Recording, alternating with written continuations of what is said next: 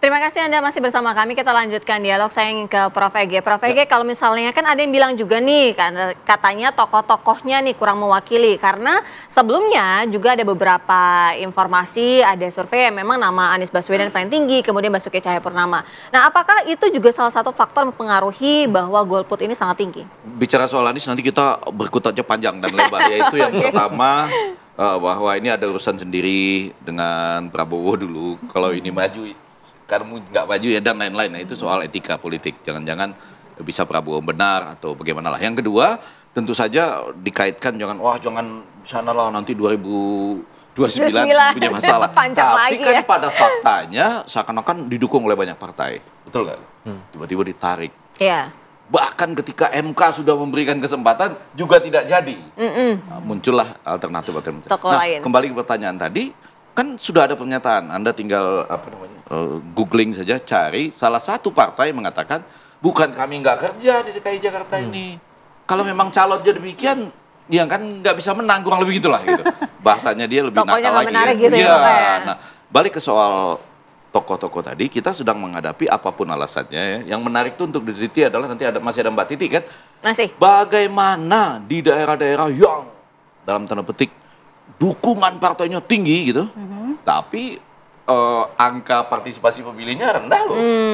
Padahal kalau dihitung dari Pilpres yang tadi saya bilang sekitar 81%, dan pemenangnya kurang lebih adalah partai-partai yang bersama-sama itu, ya, yang terkenal sekarang dengan istilah tertentu itu ya, ada kelompok partai itu, nah malah rendah. Ya. Sumatera Utara misalnya, itu kan rendah. DKI Jakarta blek gitu ya, cuma tinggal lawan satu sama independen, rendah. Jadi kan ini menjadi menarik. Bahkan sekarang ini sedang bergulir di Mahkamah Konstitusi. Saya nanti akan memutuskan ikutan nggak jadi ahli ya. Nggak tahu nih KPU sudah mulai terpanggil ya. Belum. Bahwa di setiap pilkada itu harus ada kotak kosongnya. Jadi maksudnya kalau ada calon lawan kotak kosong, nah itu memang sudah ada. Tapi kalau misalnya DKI Jakarta ada 3 calon, tetapi kalau rakyat mengatakan ini 3 ini tidak sesuai karena ini adalah hasil dari dalam tanda petik oligarki dengan segala rinciannya, ada kotak kosongnya. Bisa milih. Iya, karena apa? Saya kan menemukan itu bahwa ada orang yang datang ketika partisipasi rendah, dia datang. Lalu dia coret 3 aja. Yang tadi bohong semua itu. Ini semua bohong. Itu ada 3 tingkat partisipasinya. Yang pertama, dia datang. Walaupun hujan mungkin. Yang kedua, gunakan hak dia suaranya bawa pen. Ya, walaupun itu harusnya dicek dulu. Tapi dia berhasil bawa. Dan yang ketiga, dia merencanakan grafiti apa yang dia akan. Nah, lebih baik kalau ada satu kotak kosong, ya, dia orang milih, datang tapi milih. Jadi dia tetap berpartisipasi tetapi memilih kotak kosong. Jadi mengurangi angka golput. Kalau saya ngomong kotak kosong, wajahnya agak sedih. Kita tanya ke Mbak Titi. KPU menginginkan partisipasi tinggi dan tidak mengarah ke kotak kosong gitu. Cuma kalau ini kan fakta. Kenapa nggak kita coba balik? Orang datang lalu bilang, oh ini bukan, ini hasil oligarki, hasil jual beli tiket. Untuk maju, hasil dari borong tiket, saya pilih yang kotak kosong aja. Untuk mengatakan, silahkan dimunculkan calon lain pada tahun depan ya, kalau itu ya. Kalau terjadi kotak kosong yang menang. September 2020. September 2020. Kalau dari Bang Idam, kira-kira berarti kalau misalnya ada kemungkinan gitu Jakarta akan diberlakukan seperti itu, kalau misalnya memang kejadian seperti ini lagi gitu, tidak menarik dan lain sebagainya, dihadirkan juga, ditampilkan kayak Prof. Ege bilang, ada kotak kosongnya di situ. Lagi bergulir Wakil Kamal dan kawan-kawan nih yang. Sebenarnya yang dikemukakan oleh beliau itu sedang dalam proses persidangan di Mahkamah Konstitusi, judicial review ya, judicial review berkenaan dengan salah satu pasalnya itu pasal 54C ayat 2. Jadi memang pemohon memohon seperti yang disampaikan oleh beliau.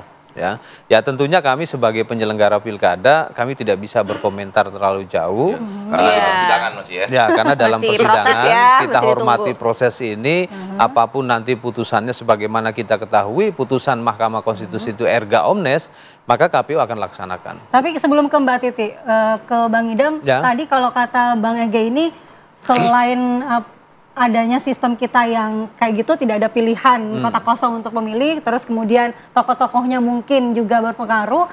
Apakah KPU sendiri sudah ada identifikasi di beberapa hari setelah pilkada ini? Apakah mungkin pendekatan ke masyarakat, sosialisasinya masih kurang mengenai atau bagaimana? Jakarta ini adalah epicentrum ya, epicentrum atau pusat informasi Indonesia. Dan hari ini pengguna smartphone di Jakarta mungkin bisa sampai 150%, Bang. 200 kali. Kita punya 2 deh. Ya. Saya punya 2. Kita punya 2. Ya, mungkin bisa jadi seperti itu. Artinya dipastikan setiap pemilih di Jakarta itu memiliki smartphone atau memiliki akses internet. Kan kita ketahui dengan smartphone hari ini semua pengguna smartphone itu menjadi halayak kaptif dalam penerima informasi. Apalagi ada yang namanya grup di Messenger. Pasti informasi itu tersampaikan dengan baik. Jadi sebenarnya aksesnya gampang ya, mau cari tokoh ini, track recordnya apa, visi misinya apa, dan ini menariknya kan gitu ya. kalau dalam studi perilaku pemilih, kalau pemilihnya well informed, maka dia akan aktif.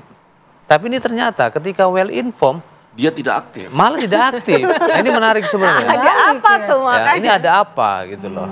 Dan kalau tadi dikemukakan persoalan kandidat, ya tentunya kalau dalam perspektif marketing politik itu bisa jadi dibenarkan. Tapi kami sebagai penyelenggara pilkada tidak punya kapasitas bicara hal tersebut. Mungkin beliau yang lebih otoritatif bicara marketing politik dalam melihat pilkada DKI. Saya cuma mengutip, Pak, dari partai pengusung, Pak. Jadi saya nggak menyampaikan apa-apa. Partai pengusung mengatakan 2 hal. 1, ya memang calon, ditambah 1 lagi, amunisi sudah tidak ada, sudah habis.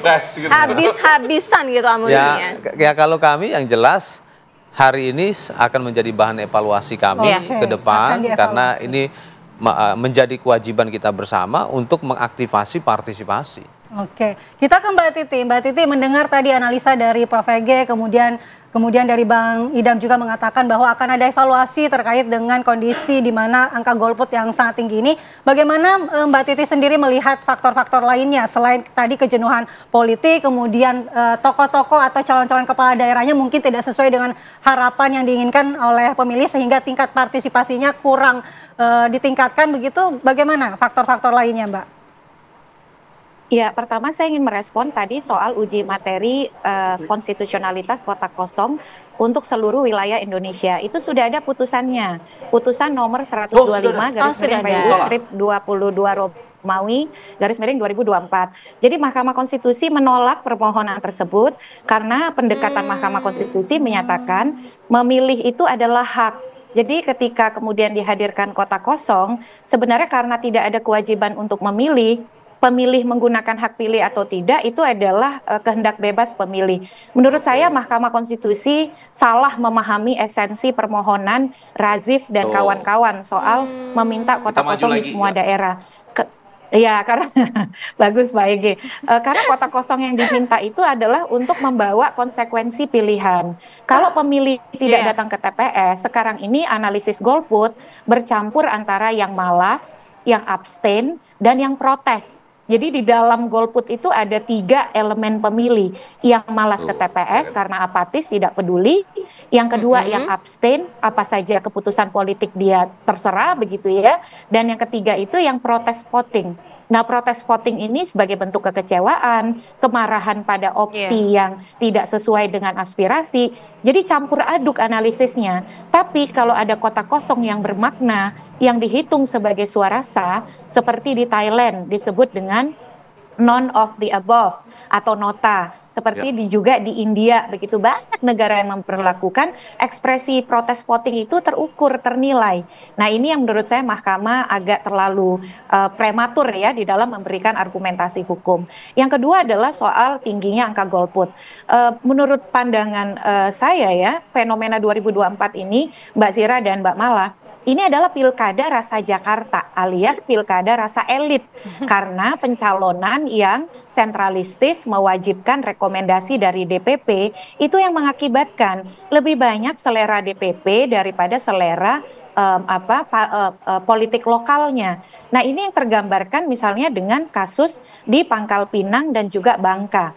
Saya Prof. Ege bukan hanya Pangkal Pinang soal kemenangan kota kosong yang perlu kita perhatikan. Di Pangkal Pinang ada gerakan massa yang cukup masif untuk mempromosikan kota kosong. Tetapi yang tidak terduga justru Kabupaten Bangka.